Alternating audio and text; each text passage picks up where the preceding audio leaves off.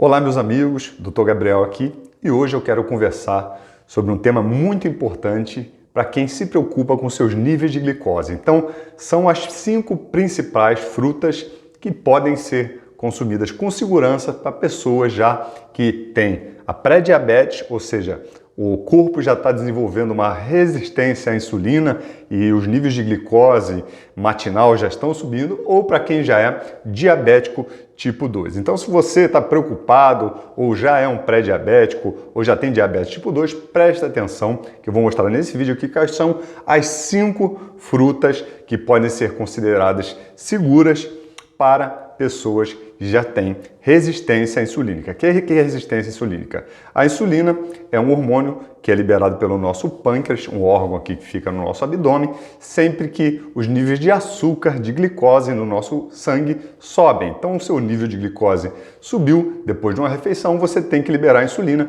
para que essa glicose vá para dentro das suas células e ela, por isso, possa ser utilizada como fonte de energia, que é uma excelente fonte de energia.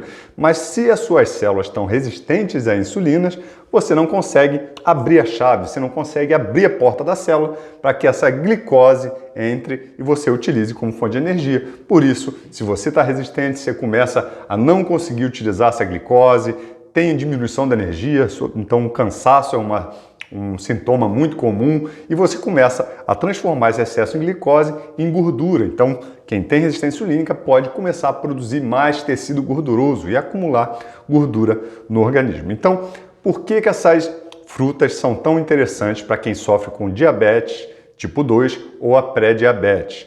Porque são frutas que os estudos indicam, e eu vou mostrar os estudos aqui, não inventei nada da minha cabeça, eu vou mostrar os estudos que mostram que elas principalmente são benéficas para esse tipo de paciente, para esse tipo de pessoa que sofre com esse distúrbio dos níveis de glicose. Então, vou botar alguns estudos que mostram principalmente que elas diminuem a sensação, a resistência à insulina, facilitando a entrada do açúcar dentro da célula para ser utilizado como fonte de energia. E tem 2 pontos muito interessantes quando a gente considera uma fruta. As frutas no passado, elas tinham muito menos frutose, que é o açúcar da fruta, do que tem hoje. Por quê? Porque as frutas mais doces são as que as pessoas procuram mais. Então, as modificações dos seres humanos, escolhendo certas frutas que tinham mais frutose, foram criando espécies de frutas que tinham muito mais frutose do que antigamente. Então, por exemplo, a melancia antiga tinha muito pouca polpa vermelha e muito daquela polpa verde, branca, próximo da casca, do que a que tem hoje, que é praticamente só uma camadinha de casca com aquela polpa vermelha riquíssima em açúcar, em frutose, que é o açúcar da fruta. Então, teve essa diferenciação, então as frutas têm muita frutose. E a frutose, às vezes, pode ser até pior do que a própria glicose. Então a frutose é um tipo de açúcar e a glicose é outro, mas os dois são açúcares. Acontece que a nossa célula, a maioria das células do nosso corpo, não consegue utilizar diretamente a frutose como fonte de energia. Então o que acontece? Essa frutose precisa passar pelo nosso fígado, o nosso fígado começa a trabalhar, metabolizar essa frutose em glicose para poder depois ser utilizada como uma fonte de energia. E o excesso de frutose é uma das causas de sobrecarga do fígado, podendo levar a acúmulo de gordura no fígado, que a gente conhece como esteatose hepática. Então, muito importante que a frutose muitas vezes pode ser até pior do que o consumo do açúcar comum, que é uma mistura, por exemplo, açúcar de mesa, de frutose com glicose, tá certo? Então, quais são as frutas? As frutas que eu escolhi aqui são frutas que têm benefícios para diminuir a resistência insulínica e também são frutas com baixo índice glicêmico e baixa carga glicêmica. O que é isso? Índice glicêmico é quando você come uma fruta, o pico de glicose que você tem no seu organismo. Então isso é o índice glicêmico. E carga glicêmica é a quantidade de glicose que tem nessa fruta. Por exemplo, uma fruta que tem bastante glicose, pode ter uma carga glicêmica alta, só que ela pode não causar um pico muito rápido. A absorção dela, por ter muita fibra, pode ser mais lenta. Então ela tem uma carga glicêmica alta, mas porque a absorção é mais lenta, ela tem um índice glicêmico baixo. Então essa é a diferença de índice e carga glicêmica, que é muito importante para a gente definir as frutas que a gente pode consumir ou não. Então a primeira fruta seria as berries. As berries são frutas como, por exemplo, a framboesa, o mirtilo, a amora, que são aquelas frutas silvestres. Por que elas são interessantes? Porque essas frutas são as maiores fontes de antioxidantes, são as frutas que têm maiores quantidades de antioxidantes, como antocianinas, o resveratrol, o próprio resveratrol, que a gente sabe que também as uvas vermelhas também são ricas em resveratrol. Então, só para você ter uma ideia, uma framboesa, 100 gramas de framboesa, não é uma, né? São várias para dar 100 gramas de framboesa, tem 11,9 gramas de carboidratos. Só que desses carboidratos, 6,5, ou seja, mais da metade, são fibras. Fibras também são carboidratos, só que são carboidratos que a gente não utiliza para gerar energia. Ela vai, quando a gente come essa fibra, que também é um carboidrato, vai circulando no nosso corpo, a gente não absorve e as bactérias do nosso intestino começam a fermentar e utilizar essa fibra como fonte de alimento. Por isso, a gente tem que ter um consumo de fibra para ter bactérias saudáveis. As fibras são consideradas pré-bióticos. Pré-bióticos são os alimentos das bactérias, que são consideradas probióticos. Então, se você toma probióticos, você está tomando as bactérias. Se você toma um pré-biótico, você está tomando o alimento para esse pré-biótico. Então, o primeiro grupo são as berries, como por exemplo, framboesa, amora e mirtilo, aquela fruta azulzinha. E esse estudo que eu vou botar aqui na tela é um estudo bem interessante. Eles pegaram pessoas que estavam acima do peso e dividiram em 2 grupos. E durante 6 semanas, um dos grupos tomou um shake sem mirtilo e o outro tomou um shake com mirtilo.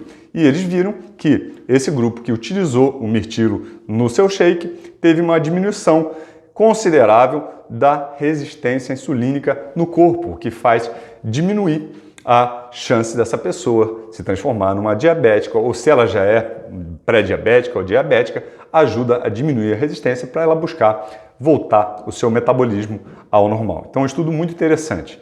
A segunda fruta, que é uma fruta que realmente eu acredito que você já utilize, é o limão. Então o limão, ele é uma excelente fonte de vitamina C. Por exemplo, um limão tem aproximadamente 31 miligramas de vitamina C, que é 50% aproximadamente do valor de referência.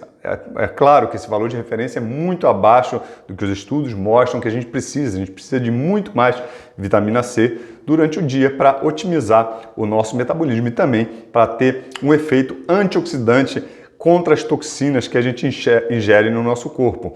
E tem um estudo muito interessante com o limão, que você pode utilizar de várias formas.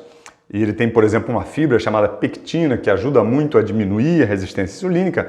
E esse estudo mostrou como os compostos bioativos do limão, ou seja, as substâncias que tem dentro do limão, diminuem um marcador de inflamação, chama-se TNF-alfa. Esse marcador de inflamação, quando está aumentado, ele gera mais resistência insulínica. Então, o limão, com esses princípios ativos do limão, diminuiria esse marcador de inflamação, que diminuiria a resistência insulínica e facilitaria também o controle da glicose. A terceira fruta que eu quero falar com você hoje aqui é o abacate. Por que o abacate é excelente? Primeiro, que ele tem uma carga glicêmica baixa e tem um índice glicêmico também muito baixo. E ele é riquíssimo em gordura, uma gordura monoinsaturada. Por isso que o óleo de abacate, que é uma gordura monoinsaturada, muito parecida com azeite de oliva, pode ser também seguro, muito seguro para o consumo, inclusive para você cozinhar com esse óleo monoinsaturado, que é o óleo de abacate, que vende também em garrafa já extraído do abacate. Mas o abacate tem grande quantidade dessa gordura monoinsaturada e um estudo aqui muito interessante, feito na Universidade de Guelph, no Canadá, mostrou que somente o abacate é a única fruta que tem uma substância chamada avocatin B, que é uma substância potente, antioxidante, que pode também auxiliar na diminuição da resistência insulínica, controle da glicose e também diminuição dos níveis de LDL, que são vistos como um mau colesterol. Então, não deixa eu me perder aqui. Vamos para a quarta fruta que eu vou falar com você hoje. E a quarta fruta é o pêssego. O pêssego é muito rico em fibras, é rico em substâncias antioxidantes, tem um índice glicêmico muito baixo e tem um nutriente incrível, que é a quercetina. A quercetina, que também tem na casca da maçã e em outras frutas, é uma substância senolítica. O que é senolítica? Senolítica é uma substância anti-inflamatória que ajuda o nosso corpo a destruir as nossas células senescentes. Senescentes de envelhecidas. Células senescentes são células que estão envelhecidas e têm que ser destruídas para serem recicladas no nosso corpo e dar lugares a células mais jovens, novas, que são células que diminuem a inflamação. E as células senescentes, essas células envelhecidas, muitas pessoas chamam de células zumbis, ficam liberando substâncias inflamatórias no nosso corpo e causando alterações degenerativas, ou seja, envelhecimento das nossas células. E a quercetina, assim como outros nutrientes senolíticos, podem diminuir a quantidade de células senescentes, sendo um suplemento excelente para a gente manter a saúde e evitar doenças degenerativas. Então, pêssego riquíssimo também em quercetina. A quinta fruta que eu falei que ia falar, tomara que eu não esteja errado, contando errado, estou de cabeça, que é o morango. Então, o morango também é uma fruta muito interessante, porque tem uma carga glicêmica baixa, tem um índice glicêmico baixo e tem a quantidade muito interessante de uma substância chamada fisetina. Fisetina é uma substância que eu conheci há muito pouco tempo e eu realmente adoro. Ela é muito parecida com a quercetina, porque também é da classe dos suplementos senolíticos, que destrói as nossas células senescentes, células envelhecidas, células zumbis, e a fisetina é muito interessante para pessoas que sofrem com dores articulares, artrite, artrose, doença degenerativa das articulações. Existem vários estudos ocorrendo no momento, por exemplo, na Steadman Clinic nos Estados Unidos, mostrando os efeitos da fisetina para diminuir os sintomas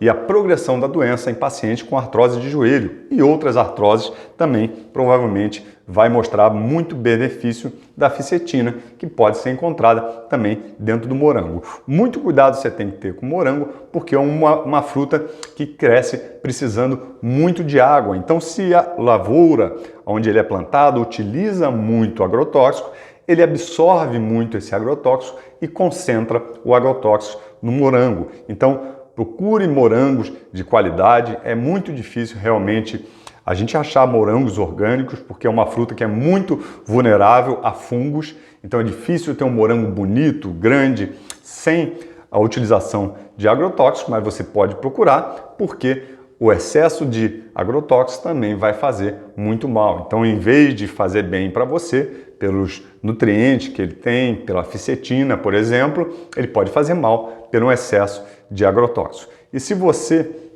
está aqui, sofre com dores articulares ou conhece alguém que sofre com dores articulares, é um tema que eu gosto muito, tem ajudado milhares de pessoas que sofrem com dores articulares e eu tenho um presente para você. Eu tenho um e-book chamado Livre de Dores, que é um e-book que eu faço um resumo de alguns pontos muito interessantes que são necessários para você combater suas dores articulares de forma natural. Por exemplo, uma dieta anti-inflamatória, que é uma dieta comprovadamente feita para diminuir o nível de inflamação no seu corpo, o que pode ajudar diretamente a você diminuir a sua dor articular e ter uma melhor qualidade de vida. Então, se você quiser baixar esse e-book, é gratuito. Eu vou deixar aqui no Facebook e no YouTube o link aqui embaixo. E no Instagram, tem que clicar no meu perfil, você vai ver ali em histórias salvas, você vai ver o e-book, vai ter um link também para você baixar o e-book. Tá certo? Muito obrigado por ficar comigo até aqui e a gente se vê no próximo vídeo.